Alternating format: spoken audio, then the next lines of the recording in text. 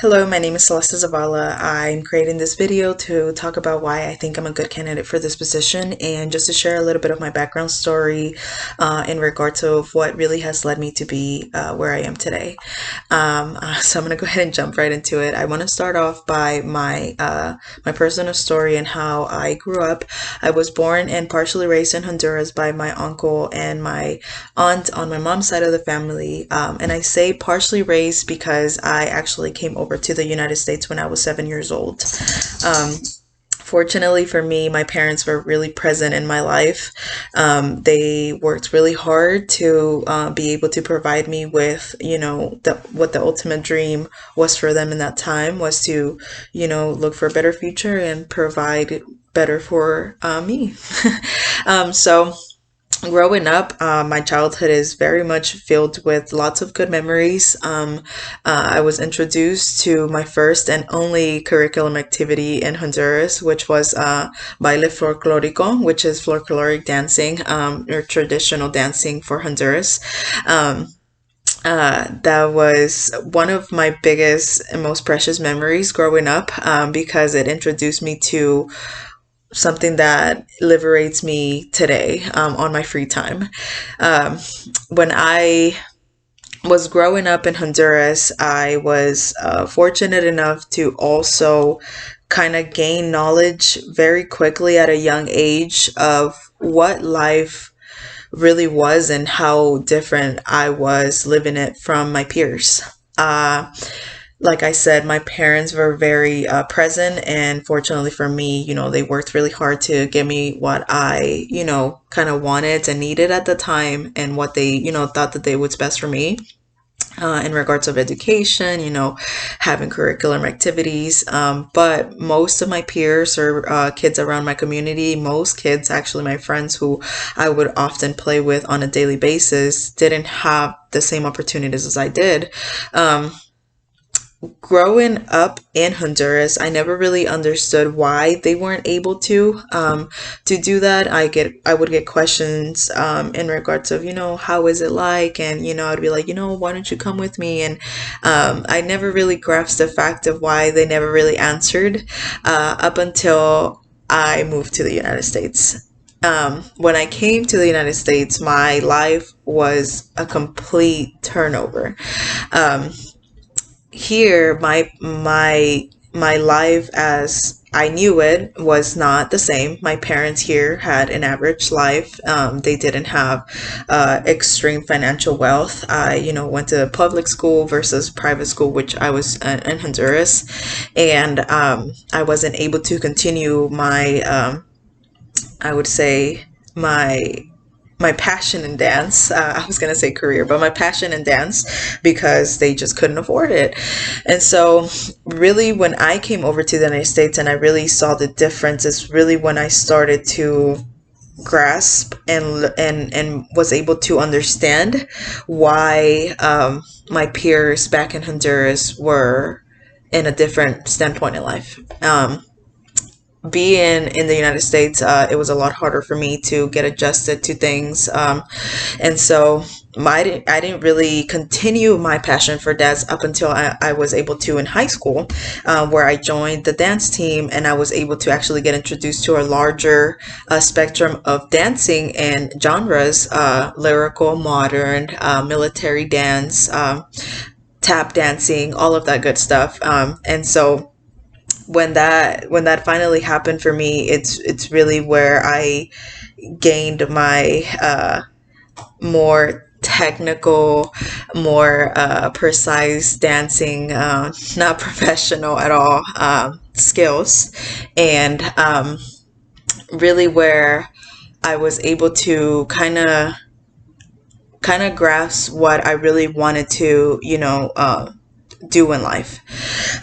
So moving forward with that, I when I started college, I started thinking a lot more about what I really wanted to do in regards of my future career and what I wanted to pursue.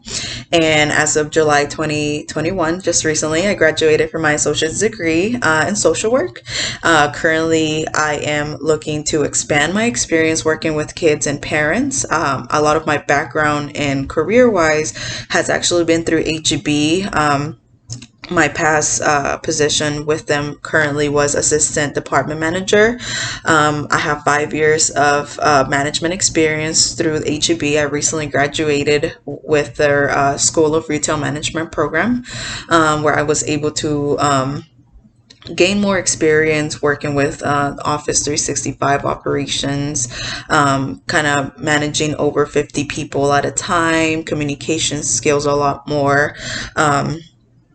Being able to assist, or gaining the skill to assist through the phone or even in person, HR policy, regulations, and standards of conduct management, all of that good managerial stuff.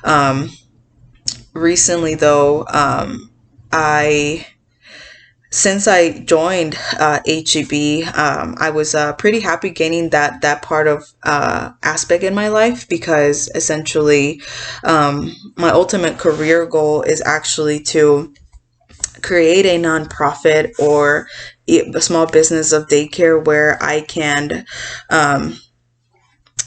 bring in those two aspects of life that I experience myself. So creating a personal business or a small nonprofit organization where I can have our next generation of the future, which is our kiddos now, which is what I like to believe is really our future, is really the kids that we are literally seeing now. Kind of see life through different lenses and not just the lenses of their parents. I think it's very important that kids kind of gain that skill and knowledge at a young age, so that way growing up they can become like better members to our society, and have more of not just such a narrow way of looking at life, which would be ideally their parents' views, but a more broader aspect of life by learning of the different how would I say, the different opportunities people have growing up. So eventually, my goal is to open that organization where I can make it nice enough where I can bring in the more stable and higher income families, and also make it affordable in a way enough and acceptable for our lower income, parents and kids to kind of join and work together and really just, learn from each other and work together growing up, and not just having to wait until they go to public school or whatever they do to start working alongside each other. Further into why I really kind of am very interested, and I want to provide my assistance to this job, is a few qualities that I have within myself. I'm a great learner. I'm a fast learner. I honestly brag on that one, because whenever my mind is set on something, I pick it up really quickly. I'm very optimistic in life. I like to keep a positive attitude throughout my life. Because really growing up, that's really what kept me going.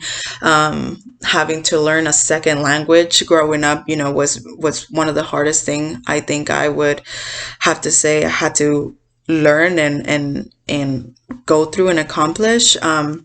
Because I did get bullied a lot growing up in school for not knowing the language, and having to tell myself, like, it's okay, you're eventually going to learn, and it's okay, you have to make sure you're successful, and you have to make sure that you learn and keep moving. It's something that I've kept to this point in my life. So optimism, being super positive minded, and just being open to new experiences in my life really is something that I look forward to. Very punctual and organized through my work. I love demonstrating that. I think when I One of my strongest is when I get assigned task or anything like that, I make it to a point to complete it. If not, I am not okay with myself. I'm a very list and checkpoint person, so I have to do or get through them. If not, I'm not like mentally okay when I go home. um, and other than that, I think my third and most strong aspect of myself is how attentive and in tune with myself I am. I am a very good listener, very responsive to feedback. To me, there's never such thing as like negative feedback. It's always an opportunity to grow yourself. So, excuse me. Example of that with being attentive is through like with my peers, my work ethic, my friends and family, and most importantly with myself. I think it's important to always listen to yourself and be attentive and be in tune with yourself. That way you continue moving forward. um, and I look forward to seeing everyone or whoever I am meeting with in the interview. I think, Michelle, you're going to interview me. I'm not really sure how long this was supposed to be. Extremely hard because this took me like 26 counts to do. And thank you so much for the opportunity. Have a good day.